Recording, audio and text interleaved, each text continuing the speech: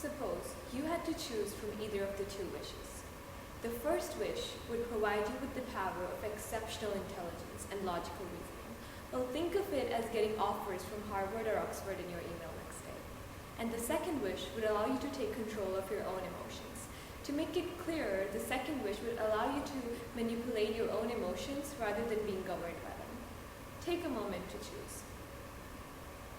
Well, the same question was asked to my peers in my school, and the answer was obviously knowledge. There had been a remarkable quote that I had heard in high school, which my teacher used to tell to me whenever I met a certain kind of failure in life.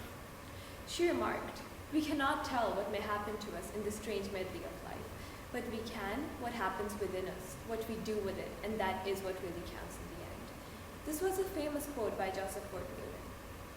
From a lot of decades, a lot of emphasis has been put on a certain aspect of intelligence. One of the most common issues for the teen generation is grades. Well, yes, grades may be enough to make your parents buy you an iPhone 11, but the point here is not to impress your peers or your parents, but yourself. Today, on this stage, I would like to talk about two kinds of intelligences that we all possess, but in different amounts.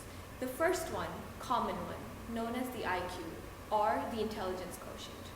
IQ defines a person who uses rational thinking, quantitative reasoning, and tends to possess abundant amounts of knowledge.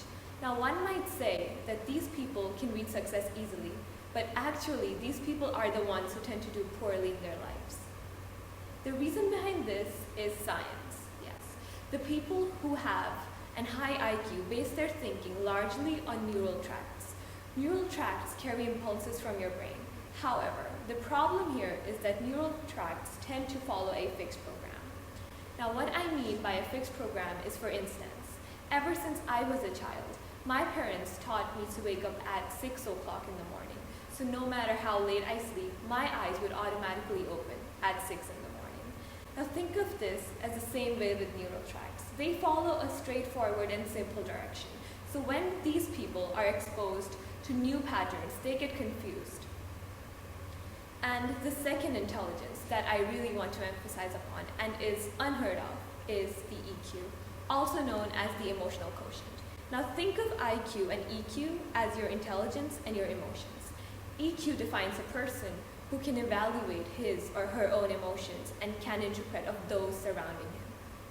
Now the main difference between the people who base their thinking on IQ and EQ is that, contrasting the precise wiring of neural tracts, the people with high IQ base their thinking on neural networks. Now, neural networks contains hundreds of billions of neurons flowing impulses simultaneously in different directions, making their thinking more flexible and roundabout. Now, think of this whole stance as a process of seed germination. We all know that soil is considered to be one of the highest influencers of seed growth. But have you ever thought of how the seed gets those minerals? How the seed is able to grow into a plant using those minerals? Water, yes. Water is the only means of transport. The minerals are able to reach the seed and enable it to grow into a healthy and beautiful plant. Now think of this whole context in that of IQ and EQ, where the seedling is your own brain, and the soil is the IQ, which people think is really superior. But in this, we tend to forget about the EQ, the water. What I mean to say is that what's the use of knowledge when you cannot even control your own emotions? Okay, now one might also say that people with high IQ would be smart and could earn lots of money and success. But well, a research carried by Dr. Travis Tranberry proves it wrong. According to his research, I found out that the top performers in social activities and academics have a mind dominated by EQ.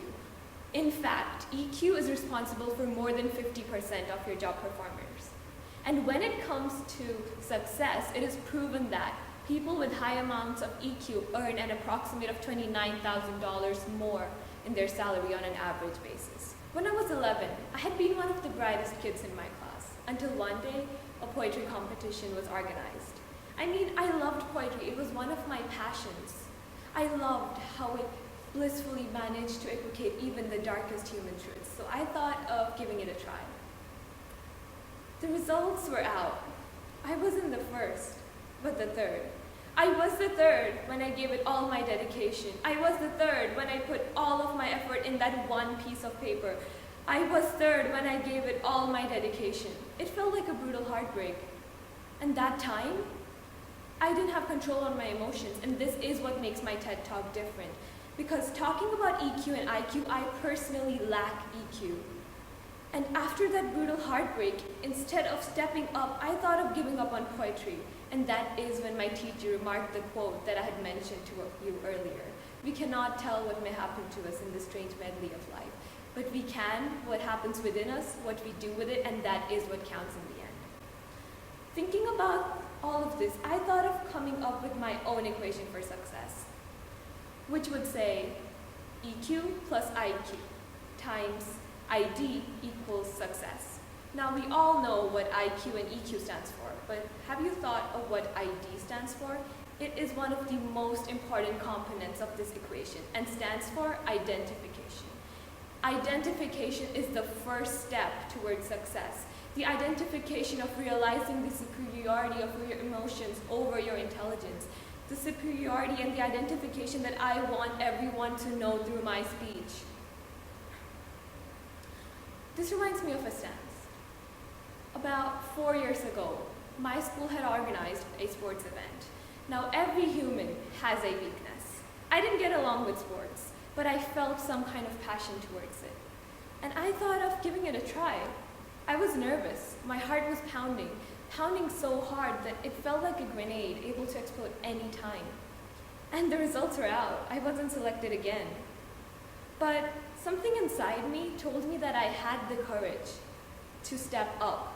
And remembering the quote, I took a step back. And instead of cursing myself, I took control of my emotions and practiced like never before, and reapplied for the context next year. And guess what? I was selected and I won the first prize in the race.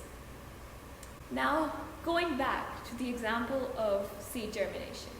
Now, in this whole process, think of ID as the leaf.